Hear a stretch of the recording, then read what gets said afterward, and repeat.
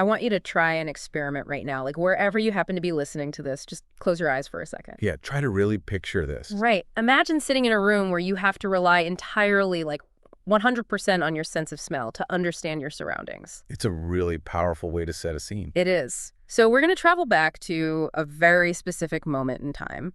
It's a Sunday evening in October. The year is 1871. You're inside a small frame house in northern Wisconsin. Exactly. And the atmosphere around you is just incredibly cozy. You're totally unworried. Supper is done, and the room is filled with these deeply comforting scents. Like what kind of sense? Well, you can smell the metallic, settling tick of a wood stove that's slowly cooling down for tonight. Oh, that's a great smell. Yeah. And there's the lingering, rich smell of pan-fried fish from dinner.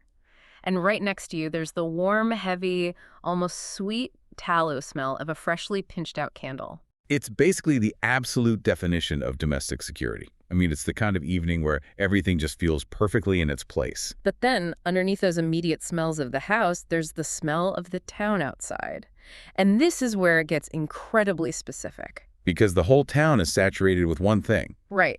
This entire community is completely saturated with one pervasive scent, and that is fresh sawn lumber. Because if you were breathing the air there, you'd smell sharp pine pitch and the sticky sweetness of sap. And the dry, dusty tang of sawdust. And, that sawdust isn't just in the workshops. No, people literally have sawdust scattered on their floors instead of rugs. Wait, really? Like inside their houses? Yeah, to insulate against the cold and soak up the mud from outside. I mean, this is a booming logging town. Wow. So they're making, what, buckets, clothespins, wooden tubs for half the American Midwest? Exactly. The town doesn't just work in wood. It literally is made of wood. Okay, so it's an environment completely defined by its primary resource. The architecture, the economy, the air, it's all wood. Right. And then there's one final scent. You have to really pull this thread out of the air to catch it because it's faint. Yeah, underneath the cooling stove and the tallow and the fresh pine, there's the smell of smoke.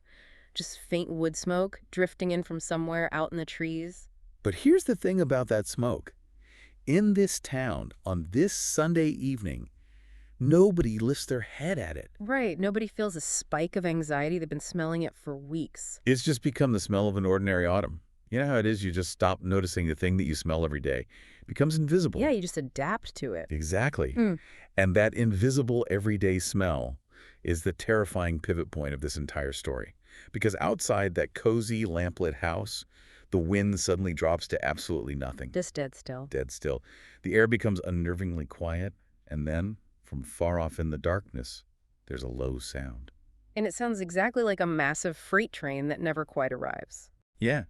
And within an hour of that sound, the air over this house, the air over this entire town will be hot enough to set a person's clothes on fire before the actual flames ever reach them. Man, that invisible everyday smell wasn't just autumn, it was a ticking time bomb. It really was. So, welcome to the deep dive. Today, we're dissecting the deadliest fire in American history. A firestorm that killed more people than any wildfire ever recorded anywhere in the world. And yet, it's a disaster that history almost entirely forgot. Which is astounding, I mean, given the staggering scale of the devastation. So to understand how something this catastrophic could be completely eclipsed, we really have to look at the ground level, moment-by-moment reality of an event that defies almost all human comprehension. We're looking at a mountain of historical records today, right? Yeah, we have legislative reports from 1873, modern weather analyses reconstructing the meteorology of that night, and state historical markers. But the absolute anchor for us is an incredibly rare, irreplaceable eyewitness memoir called The Great Peshtigo Fire. Right. Written by Father Peter Pernin. He was the local parish priest in this town and actually lived through the event. His account is incredible. Right. It's going to help us uncover the dangerous mechanics of this disaster. Like, how does a fire get so monstrous that it literally erases a booming town in an hour? And why did this apocalyptic event, which happened on the exact same night as the Great Chicago Fire, just disappear into the shadows? Well, to understand how a fire could erase a town so quickly, we first have to understand the literal foundation of the town itself. Okay, so the place is Peshtigo, Wisconsin. Set the scene for us. What did Peshtigo actually look and feel like in the fall of 1871? I mean, we have this sanitized black and white photo idea of the 19th century, right? Yeah, very proper and quiet. But this is a wild place. It was the definition of a frontier boomtown. thriving, loud, and totally chaotic. So how many people live there? You had an official resident population of roughly 1,700 to 2,000 people, but that number is totally deceptive. Why is that? Because on top of that, you had this massive, constant, floating, transient population. Hundreds of loggers coming out of the deep woods and railroad men laying new tracks. Okay, so it was bustling, it was muddy, and it was entirely focused on intense physical industry. Exactly.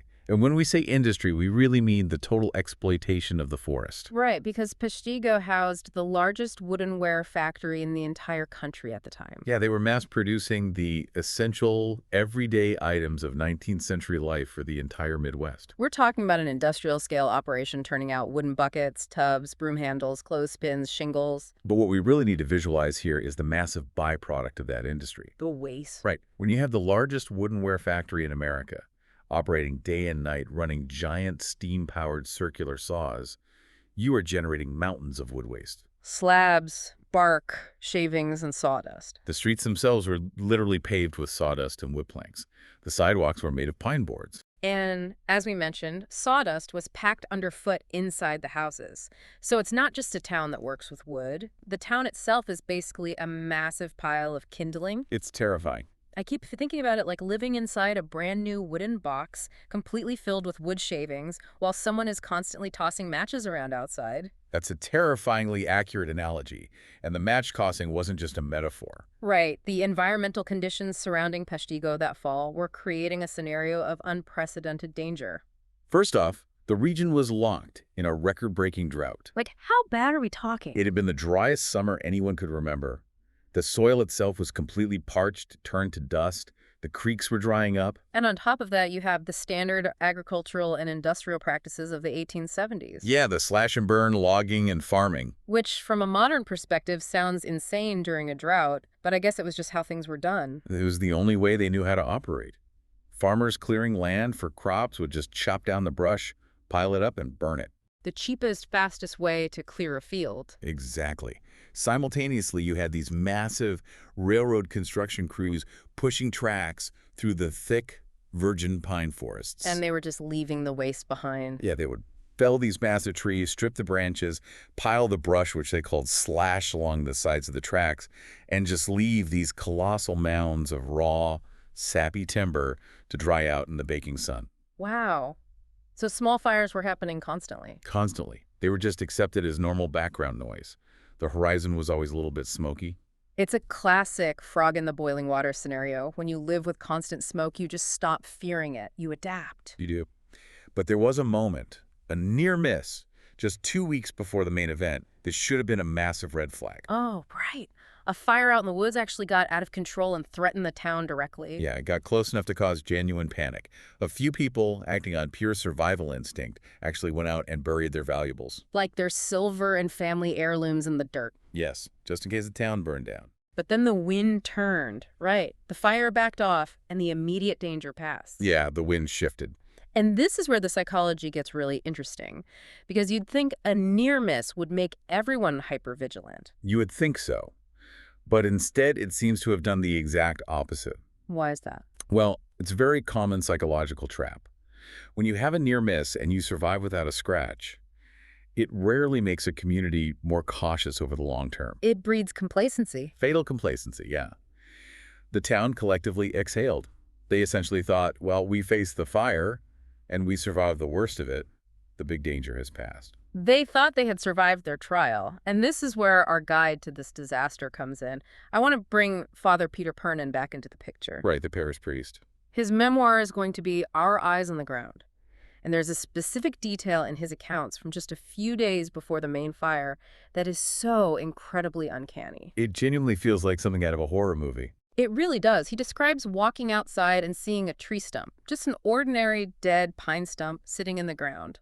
And what happens? As he's watching it, the stump spontaneously bursts into flames. Spontaneously? Yeah, there's no spark nearby. Nobody dropped a match. There's no creeping fire line in the grass. The wood just erupts into fire entirely on its own. It's one of the most striking, unsettling details in the entire historical record of this event. Now, I know wood doesn't just decide to catch fire. What is the actual physics happening there? I mean, it sounds like dark magic, but it's pure, terrifying physics. What Father Pernin witnessed was spontaneous combustion, Driven by what? driven by a total lack of moisture and extreme ambient heat. It's a profound warning sign of the absolute breaking point the environment had reached. Okay, so break that down for us. If I'm looking at a piece of wood, how does it ignite without a heat source touching it?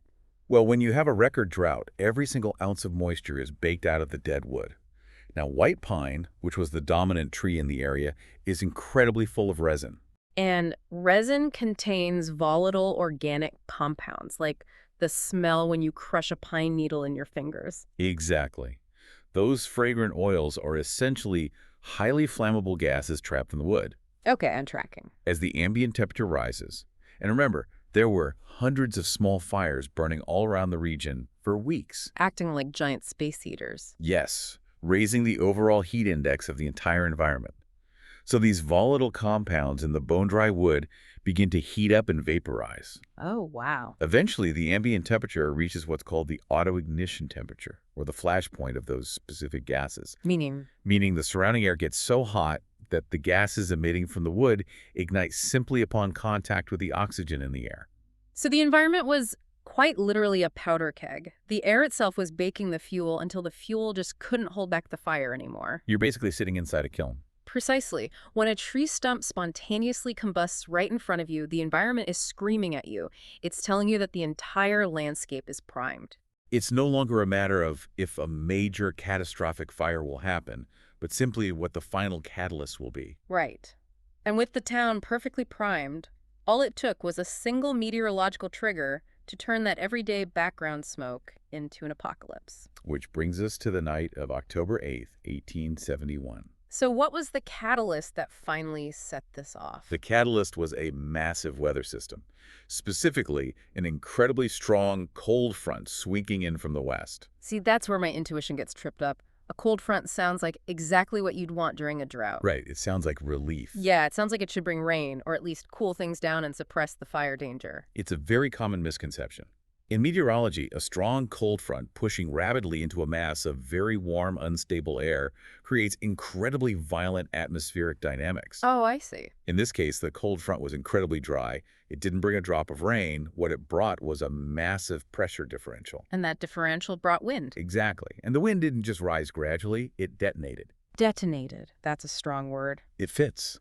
We're talking about sudden hurricane-force winds sweeping across a landscape that is already dotted with hundreds of small, smoldering fires. Okay, so we're not looking for a single spark. There's no equivalent of someone dropping a lantern in a barn to start the Peshtigo fire. No, and that's one of the most terrifying aspects of this disaster, and a key difference from urban fires. There is no single confirmed ignition source. There is no one dropped match. Right. The incredible winds of the cold front acted like a giant bellows.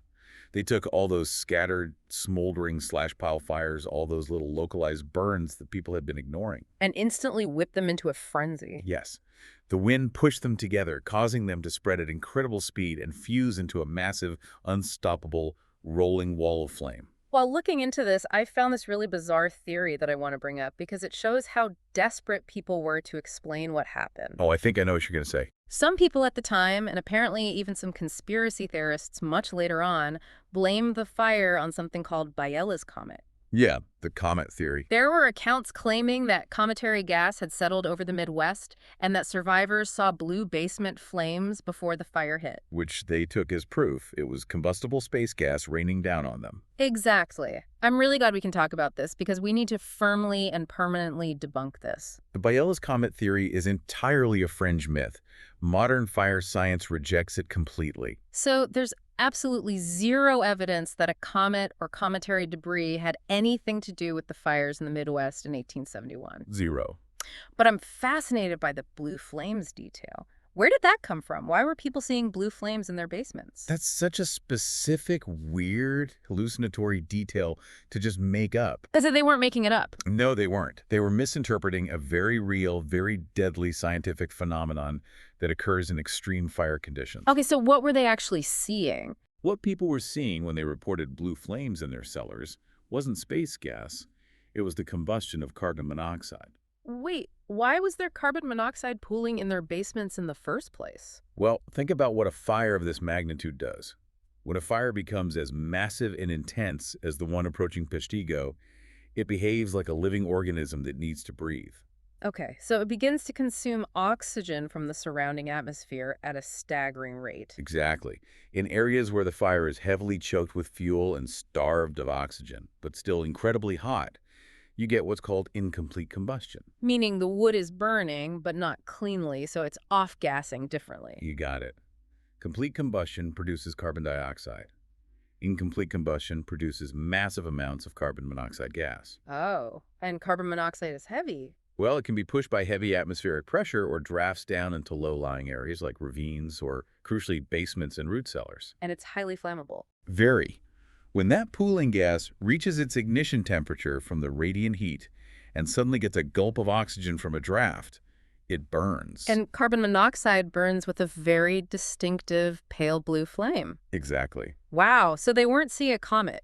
They were seeing the literal chemical breakdown of their own atmosphere right before the main wall of fire hit them. The fire was literally altering the chemistry of the air before it even arrived. It's a terrifying indicator of a fire that has grown so massively powerful it's creating its own local atmospheric conditions. Yeah, it's making its own weather, essentially. There's another geographical misconception we should clear up, actually. A lot of people believe the fire was so powerful it jumped the waters of Green Bay to burn the Door Peninsula on the other side. Right, and that's geographically inaccurate, though you can totally understand why people thought that, given the simultaneous destruction. Because fire, even one this gargantuan, does not jump a massive body of water like Green Bay, which is over a dozen miles wide in places. Right.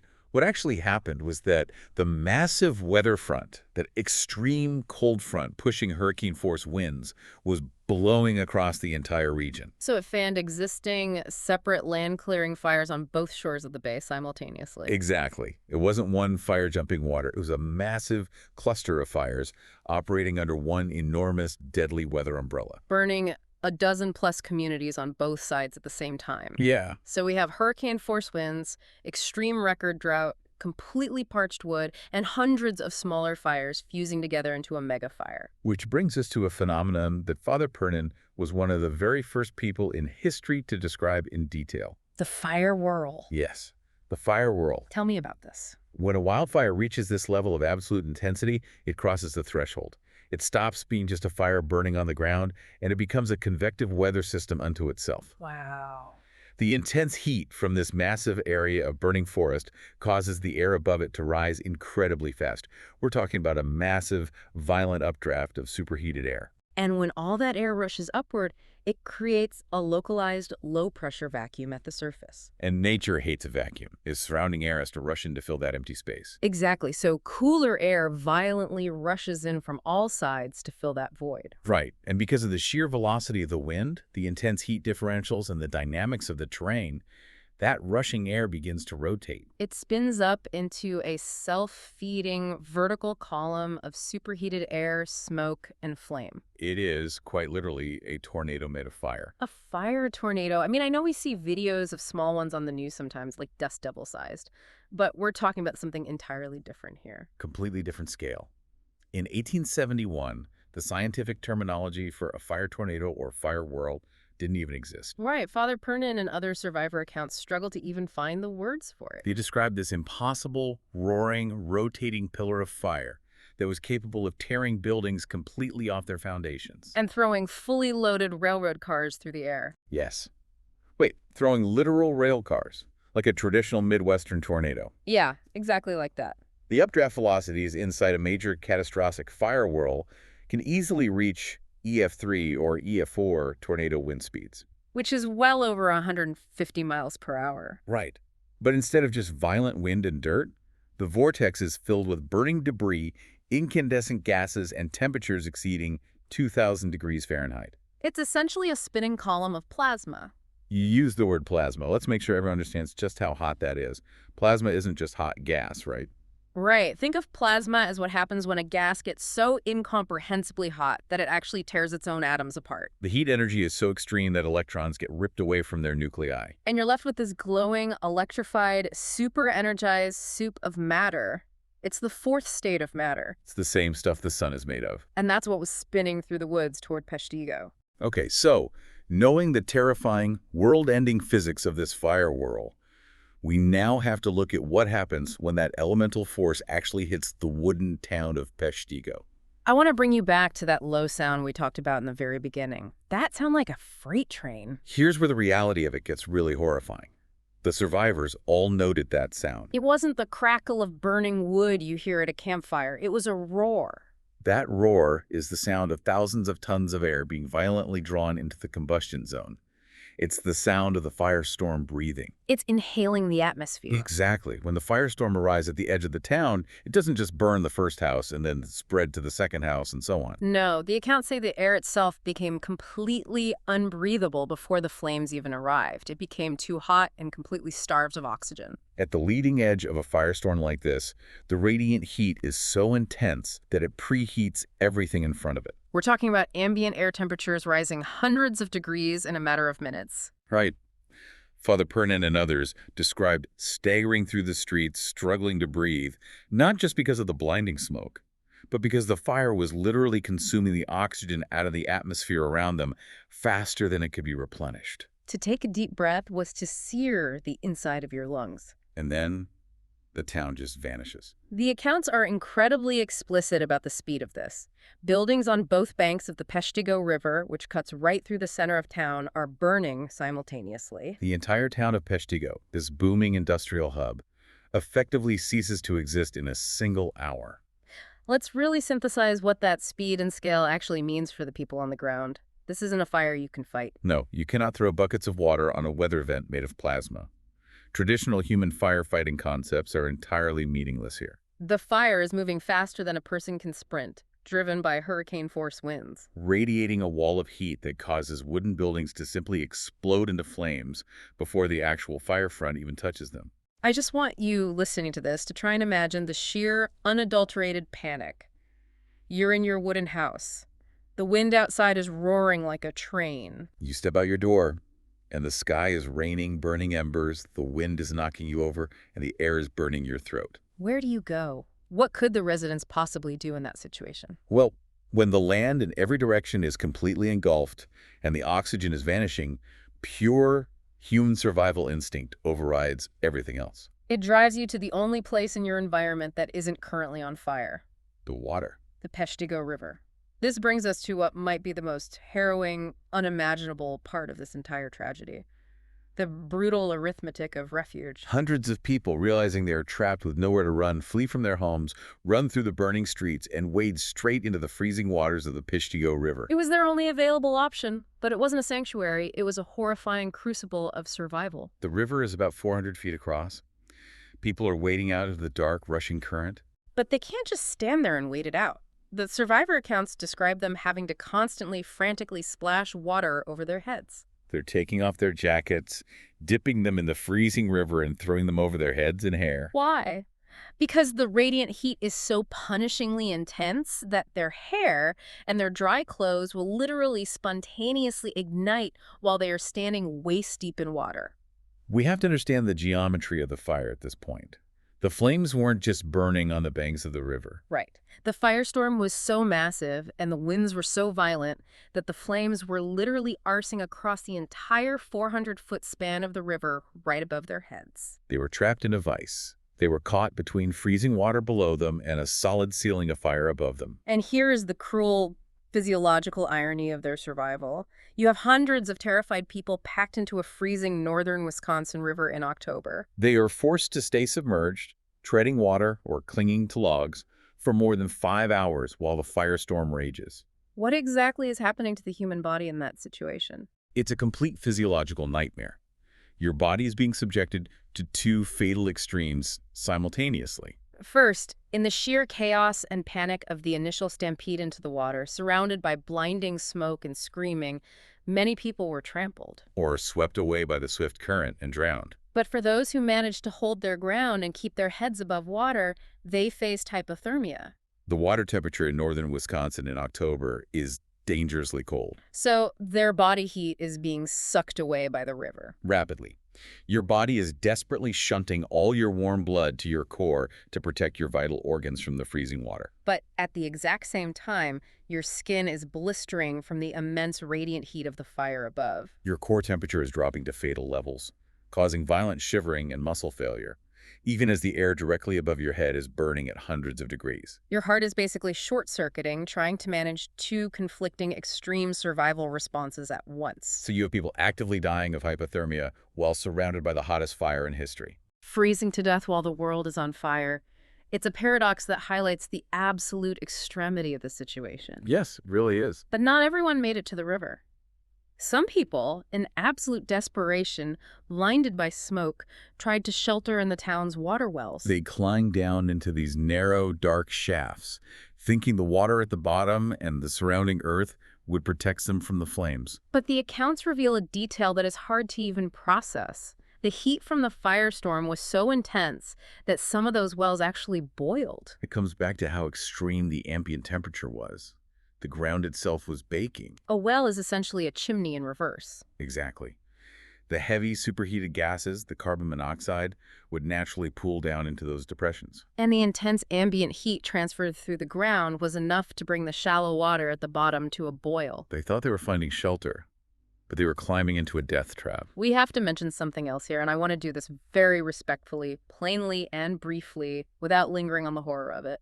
It's necessary to state it because it's absolute proof of the unimaginable, mind-breaking terror that these people were facing. Right. The records indicate the absolute peak of human desperation that night.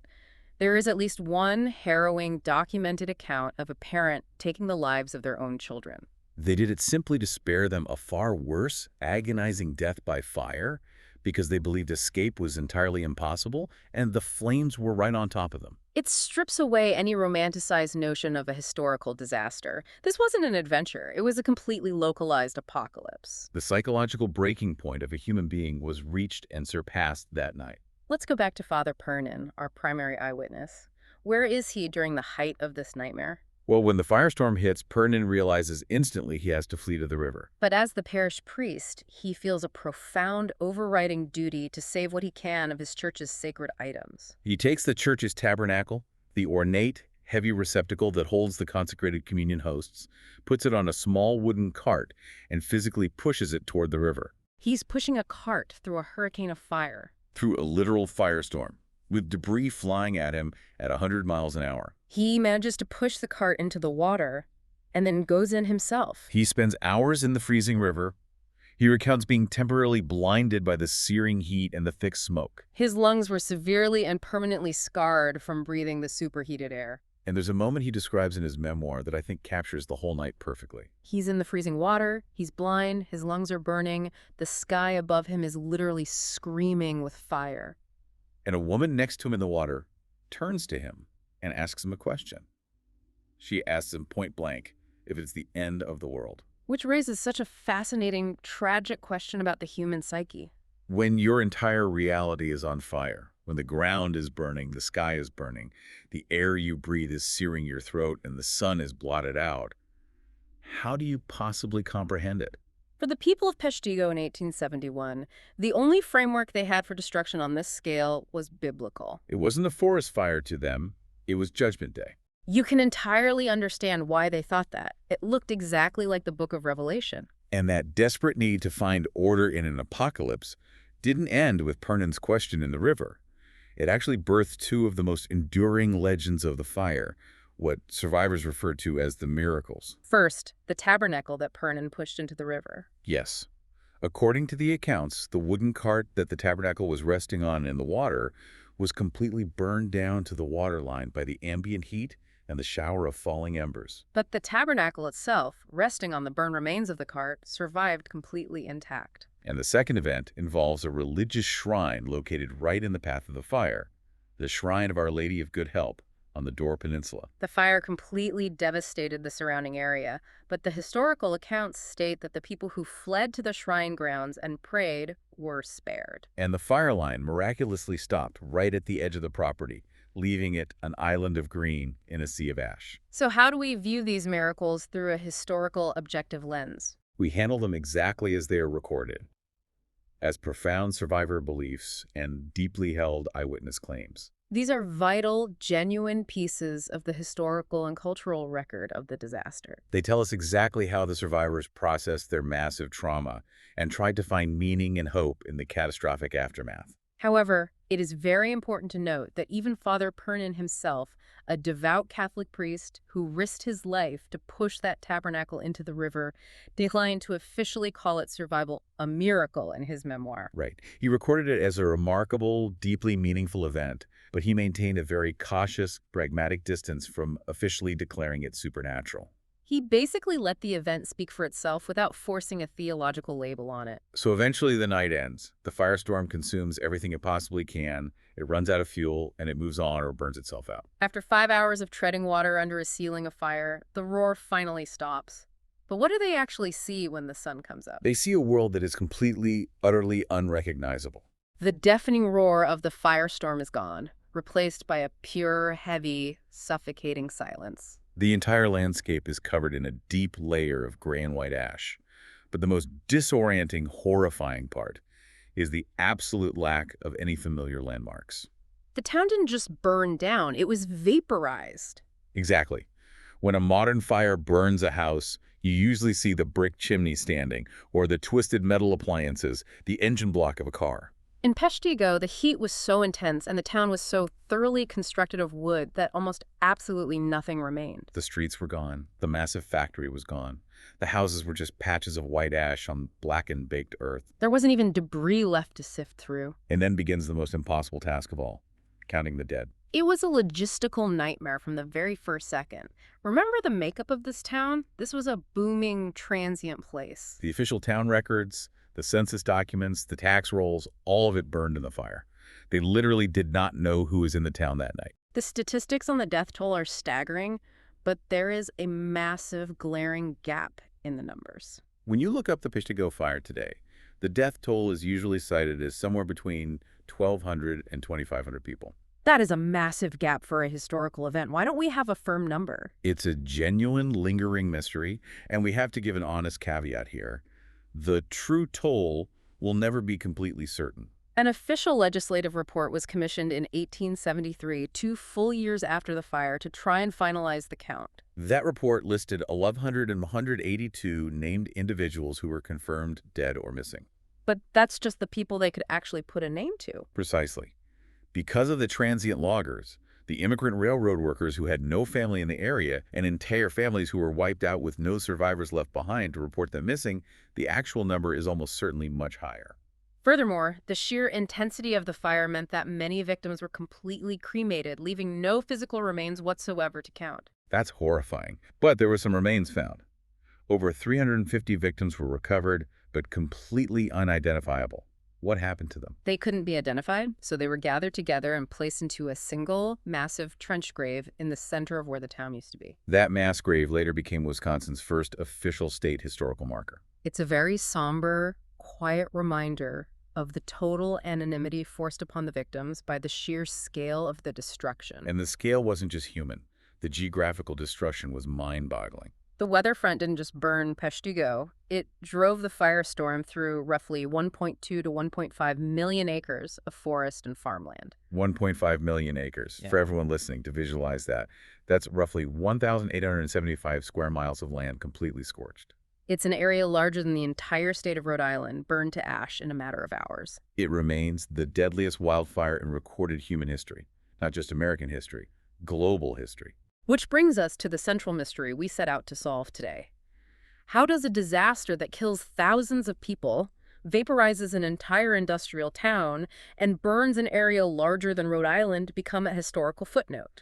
Because of a massive, tragic, cosmic irony. It happened because of what was going on 250 miles to the south on the exact same night. The Great Chicago Fire. Yes. The very same massive cold front, the very same violent atmospheric system that detonated the fires in the dry woods of Wisconsin was simultaneously driving a fire through the heart of Chicago. Let's contrast these two events because the asymmetry of how we remember them is fascinating. Chicago is the fire everyone knows. It's taught in schools. It has the legend, Mrs. O'Leary's cow kicking over the lantern. What were the actual numbers for Chicago compared to Peshtigo? The Great Chicago Fire was unquestionably a massive historic disaster. It destroyed roughly 17,000 structures. It left 100,000 people homeless, which was a massive humanitarian crisis. But in terms of actual human life, the death toll in Chicago is generally estimated at roughly 300 people. Some sources say 250. Okay, stop and think about that. Chicago had about 300 dead.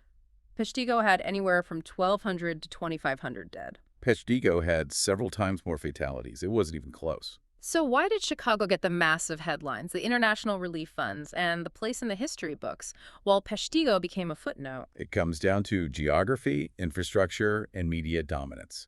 Chicago was a major American city. It was a center of global commerce, and crucially, it was a massive national press hub. When Chicago caught fire, the reporters were already there.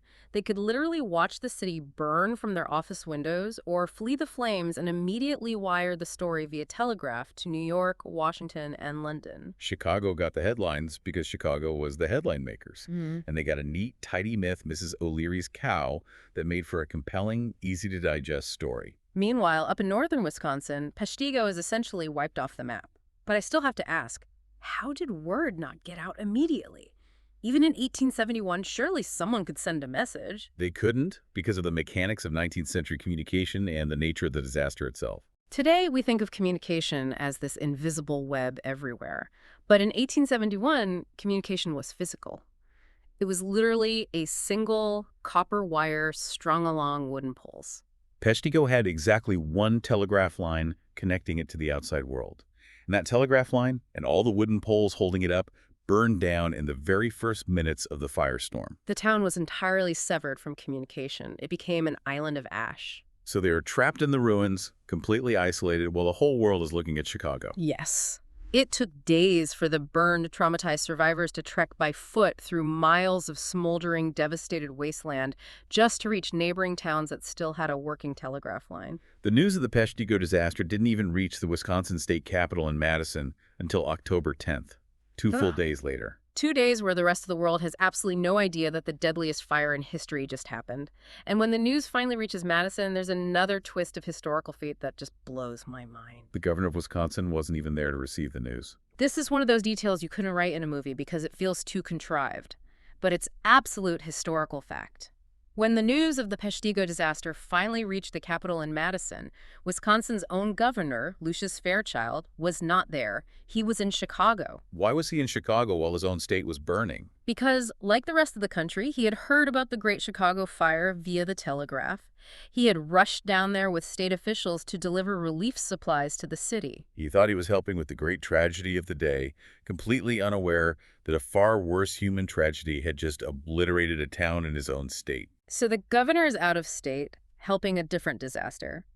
Who is left in charge to handle the Peshtigo crisis? His wife. The governor's young wife, Frances Fairchild, was back in Madison. When the horrifying telegram finally arrived from the north, detailing the thousands dead, she realized there was no time to send a message to Chicago and wait for her husband to return. She essentially hijacked the state's executive power. She took command of the state's response. And this is where Frances Fairchild basically goes rogue to save her state. What does she actually do? She organized the state's immediate relief effort, and her first major executive action was incredibly decisive and bold. There was a boxcar sitting in the Madison rail yard, fully loaded with food, blankets, and medical supplies, that was scheduled to be sent south to Chicago. Frances Fairchild ordered that boxcar to be decoupled, attached to a northbound train, and rerouted immediately to the Peshtigo area. She effectively stole relief supplies from the famous disaster to save the victims of the Forgotten One. That is incredible leadership in a moment of absolute crisis. It is a remarkable historical moment.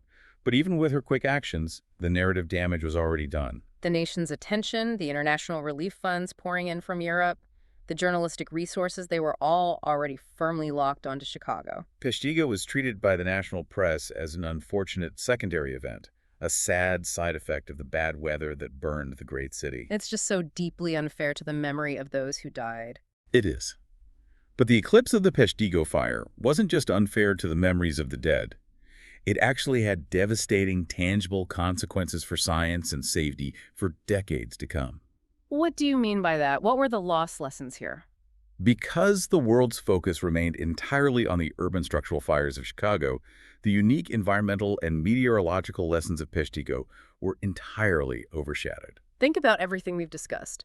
The dangers of massive fuel buildup from slash and burn clearing, the extreme risks of logging during drought conditions. The terrifying behavioral physics of a firestorm and a fire whirl. All of this was documented by survivors like Father Pernin, but it was largely ignored by policymakers and early fire scientists who were obsessed with building better brick cities. They looked the other way, right back at the cities, and ignored the woods. They did. It would take wildfire science nearly another century and several more catastrophic, deadly forest fires in the 20th century to finally absorb and systematize the hard lessons about fuel loads and fire weather that Peshtigo offered the world in a single night in 1871. Let's take a moment to recap this incredible journey we've been on. We started in a town that was perfectly constructed to burn.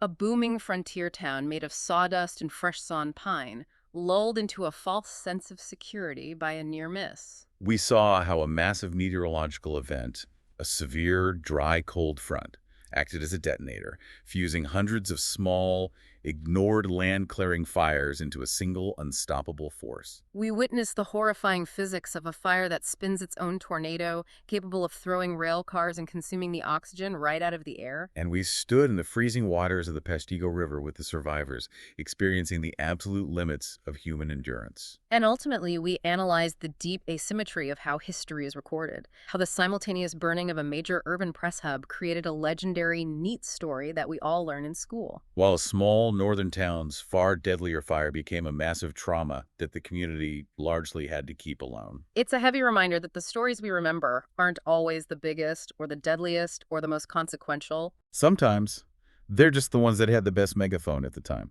Or the only surviving telegraph line. Before we wrap up, I want to leave you with one final provocative thought. We mentioned the mass grave earlier.